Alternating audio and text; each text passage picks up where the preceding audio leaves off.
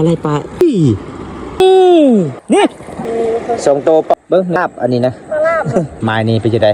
โอ้โอ้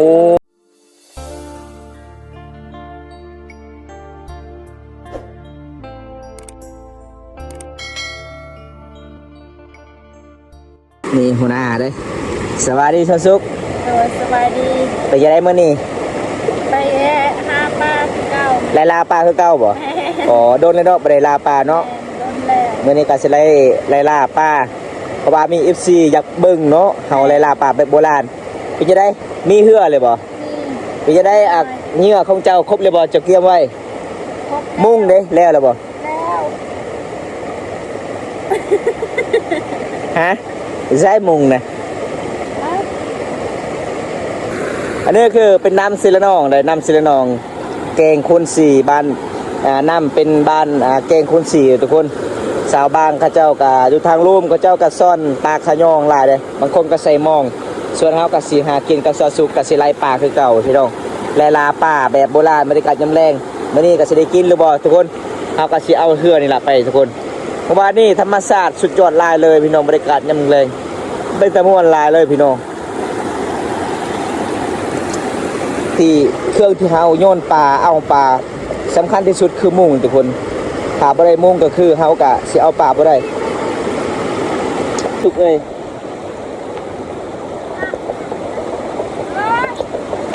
ปลาเหือก็เหือได้น้อยทุกคนจะขี้ได้บ่สะสุกเหือได้น้อยทุกคนเลยสิไปได้บ่เนาะเบิ่งเขาเจ้ามาเลยพี่น้องโอ้ยอันตรายเลยเป็นตาเสี่ยงเลยเหือนี่ทุกคนเหือได้น้อยพี่น้องเลยอันตรายเนาะเหือได้น้อยนี่บ่ได้เอาทุกคนเปลี่ยนเหือก่อนเหือได้น้อยนี่ไปบ่ได้เลยพี่น้องเลยเพราะว่าน้ำมันไหลแห้งอยู่จุดแกงอันนี้คือชาวบ้านเขาเจ้าหากมาแต่หายแต่ส่วนเลยขันเหือใหญ่แล้วสิไปได้อยู่พี่น้อง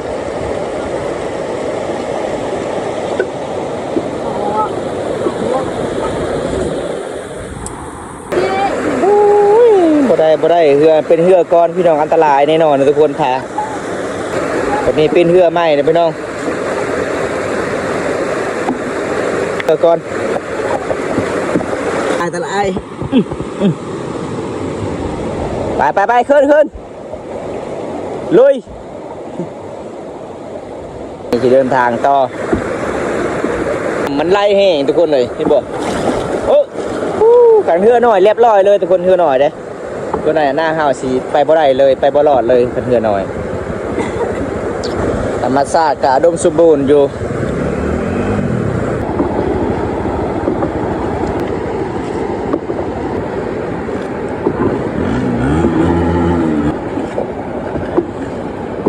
จุดนี้ก็เป็นจุดที่ชาวบ้านตึกป่าพี่น้องบนก้อนหินใหญ่ๆทุกคนทางลมเขาเจ้าเอาปลาเลยทางลมเขาเจ้าเอาปลาขยองทางลมพี่น้อง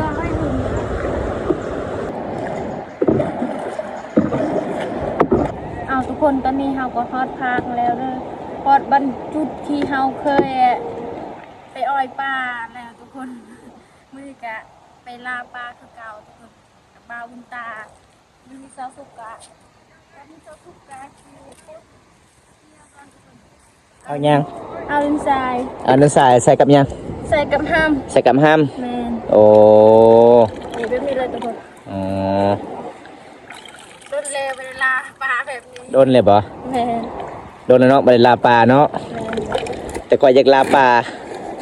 ลาเตงส่งหน่วย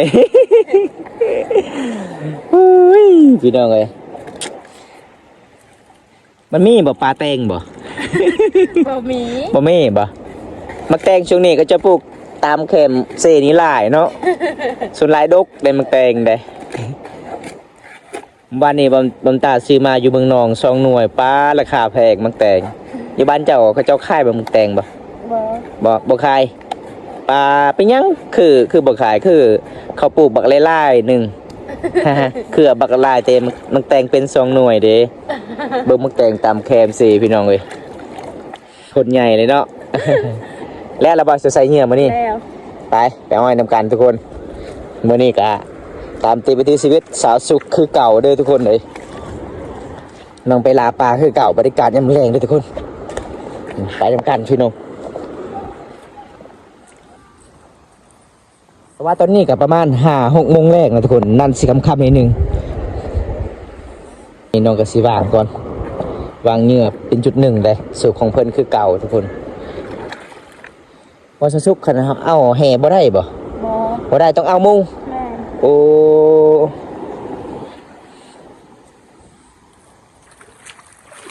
มาจุดนี้มันเริ่มบกเลยพี่น้องน้ำพี่น้องเริ่มบกเริ่มโขกแล้วสุดก่อนน้ำย้ำท่วมหล่าเลยจุดนี้ไปเบิ่งสูตรก่อนถ้าใส่ได้น้องก็ใส่ได้ถ้าบ่ใส่ได้น้องก็สิบ่ได้ใส่แล้วทุกคนเลยน้องสิเอาก้อนหินมาใส่ส่งนี่ครับเหยื่อตัวง่ามน้องกับบริใส่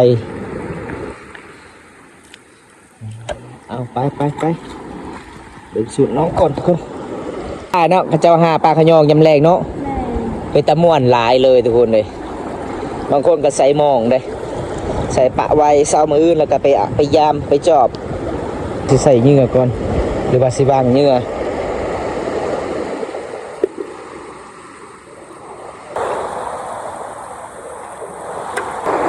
เบิ่งนี่น่าสิเมื่อยหลายเลยพี่น้องสู้ของเพิ่นนี่ถ้าบ่ได้บ่เคยเฮ็ดกินแบบนี้มันก็บ่มานี่ทุกคนแต่น้องสาวสุกนี่เพิ่นเคยเฮ็ดกินมันก็ม่านอยู่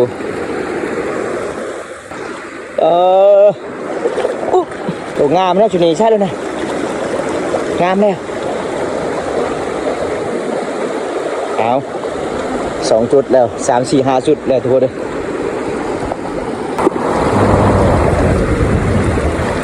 เจ้าชื่อได้บ่เอาไปเบิ่งน้ำกันเด้อทุกคนเพิ่นว่าชื่อได้เด้บามตานี่น่าจะเป็นหัวเลยเพื่อสิได้ชื่อน้องว่าชื่อใดเบิ้งน้องเวลาน้อง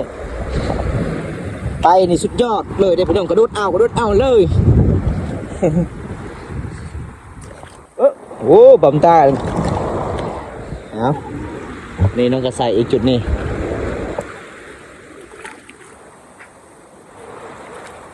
เป็นยังไงเสียสุกแล้วบ่จะวางเงี้ยแสดงว่าเขาวางสำเร็จตอนนี้กะสิไปเลย ไปเลย ลุยเลย แม่ ไปเบิ่งนำกันทุกคนอันสีม่านหรือประมาณเมื่อนี้นะทุกคนโดนแล้วบ่ได้ไปหาแบบนี้เพราะว่าชาวบ้านเขาเจ้าใส่มองหลายอย่างเขาเจ้ากะสิไล่ป่าออกหมดทุกคนเลยตอนนี้เฮากะสิไปให้มันทันเวลาเพราะว่ามันสิมืดมันสิค่ำเฮากะสินำป่าบ่ทันทุกคนเบิ่งชาวบ้านไปชนป่าขยองทางนู้นป้าโคตรหลายเลยพี่น้อง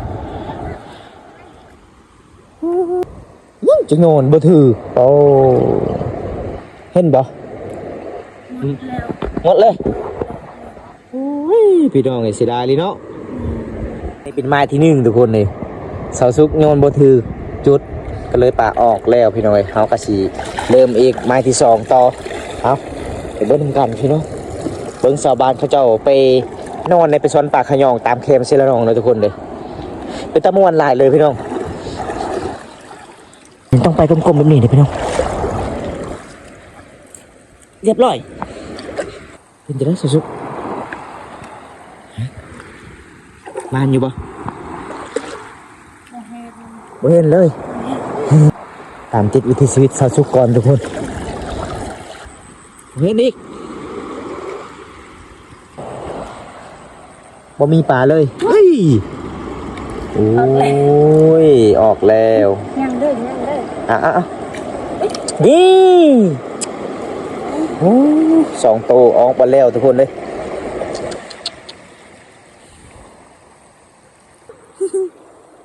อะไรไหมปลา3 ตัวเนาะจุดนี้เนาะมานเนาะวางได้ปลาตกอีกเด้ปลาไหลออกเรียบร้อยเห็นบ่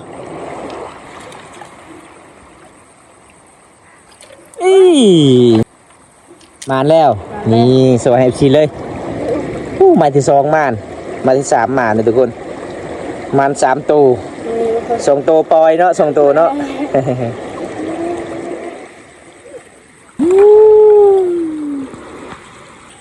ท้ายจับบ่ทันพี่น้องเลยโอ้เสียดายเลยเนาะหมาน4ตัวทุกคนได้แต่1ตัว3ตัวปล่อยเบิดเอาลุ้นต่อไปไม้ที่4เพราะว่าไม้ที่3ม่านที่สุดเลยแต่เอานี่เอาบ่ได้พี่น้องปลาดินกระเด็นออกหมด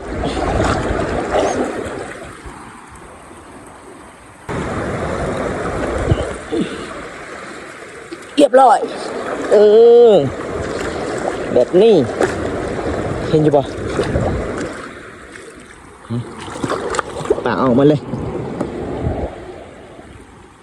บ่เห็นเลย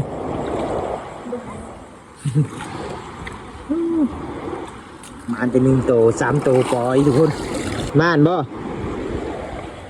จะได้หอบที่3ไม้ที่3จุดที่3ม่านที่สุดเลยสุดท้ายเขาเอาบ่ได้ป่าพี่น้องปลายามแรกนี่บางคนก็เสียช้อนปลาขยองเบิ่งทุกคนอันนี้เพิ่นใส่มองเพราะว่าปลามันก็หู้ลายเด้เพราะว่ามีคนมาลิ้นน้ำจุดนี้พี่น้องหรือว่ามาไปจุดนี้เด้ปลาก็เลยมันออกเบิดเรียบร้อยมานอยู่บ่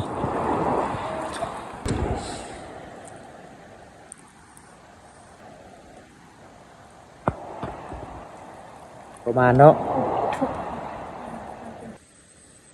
เป็นยังไงสะสุกไม้นี่มานอยู่บ่เบิ้ง ปลาอย่างนี้ เบิ้งนี่ไงโอ้ปลาลาบอันนี้นะ ปลาลาบ เออแซ่บได้เข็ดลาบปลาเลยนะแม่นเอามาน2ตัวเลยเด้อทุกคนมานี่กับมานี่เอ้า ปลาหน่อย นี่2ตัวแล้วยังจักบอลเนาะ ยังไรยังลายอยู่เนาะโอ้ไม้ที่3นี่มาในลีได้ไม้ที่3ได้ มา นี่แหละคือเอิ้นสูตรหากินแบบโบราณในหมู่บ้านสาวสุกก็คือสาวลาวกันหลายๆคนหากินแบบนี้ทุกคนมื้อนี้มีเห็นสาวไข่เพิ่นไปสอนปลาขะยองกับมานป้าเบิ่งชาวบ้านสอนปลาขะยองไปแต่ม่วนเนาะสาวสุก แม่น โอ้เบิ่งพี่น้องพูนผากไก่พุ่นล่ะเอามันเอากลางคืนบ่ปลาขะยองบ่โอ้บางคนบ่เข้าใจว่าปลาขะยองนี่จะเป็นไข่ปลาบ่แม่นเนาะ แม่น มันจะเป็นป่าขยองอะไรทุกคนดิมันออกเวลากลางคืนมันเป็นเวลาโมงประมาณ 7-8 โมงเมื่อคืนนี้สาบานได้หลายเนาะเมื่อคืนนี้เนาะ ร้าย เป็นยังไงไม้ มาน เป็นยังไงมานบ่เอาทุกคนไม้นี่เป็นยังไงโอ้ใหญ่เนาะ แม่น เบิ้งโอ้ทำไม่ได้ปล่อยนี่น่าสิได้หลายอยู่เด้อ แม่น นี่มานดูทุกคนไม้นี่มานอยู่หมาแล้วไปมาลุ้นต่อทุกคนเลยตอนนี้มันสิค่ำเนี่ยพี่น้องเลยภาพมันกับบริคอยเจงปันใดขอโทษขออภัยละลายนำเด้อ FC เลยเพราะว่ามื้อนี้ฝนฟ้าอากาศมันก็สีหนาวๆนี่ก็เลยมันสิมืดพอเวลา6 โมงเลยทุกคนเวลาไปต้องค่อยๆไปเลยทุกคนเห็นบ่มันจะเป็นปองลายเลยมันเป็นอันน่ะเป็นอิหยังเขาเอิ้นเป็นทำลายทุกคนเลยเป็นจังได๋มานอยู่บ่ แม่น เบิ้งโอ้มาเลยเนาะบัดนี้โอ้ขันบอได้ปล่อยน่าสิได้หลายเด้อทุกคนเอาภาพมันก็สิมันมืดแน่ปลาน้อยบ่ ปลาหน่อย ตัวปลาน้อยเขาได้มาเนาะ ก็ได้ อ๋อเอาหมดพี่น้องเห็นปลายังก็เอาหมดปลาอันนั้นเลยทุกคนสุดยอดเลยน้องคนนี้หากินแบบนี้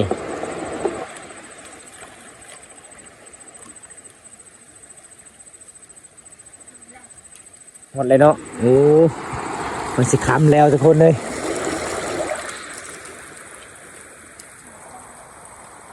นี่น้องก็สิเอาปลาตอเลยทุกคนนี่บ่นี่แหละพี่น้องเลยวิถีชีวิตแบบโบราณเลยหากินหาอยู่หากินแบบเดิมเขตชนบทลาวชุมเขาเมืองนองแขวงสวรรณเขตเด้อพี่น้องอันนี้เป็นสายเชลนองเด้สายเชลนองมีปลาขยองลายได้ม่านอยู่บ่ เอาทุกคนตอนนี้สาวสุกกับสิเป็ดคลิปก่อนซัมเนเดอร์นี่สาวสุกกะได้แล้ว4 โตวทุกคนมานคือกันเด้ตอนนี้กะสิค่ำเลยทุกคนสาวสุกกับสิเป็ดคลิปจะมีก่อนคลิปหน้าพอกันไหมผู้ได้เห็นคลิปอันนี้กะฝากกดไลค์กดแชร์ฝากติดตามสุดเด้อ ฝากกำลังใจให้สุขเฮ็ดคลิปต่อไป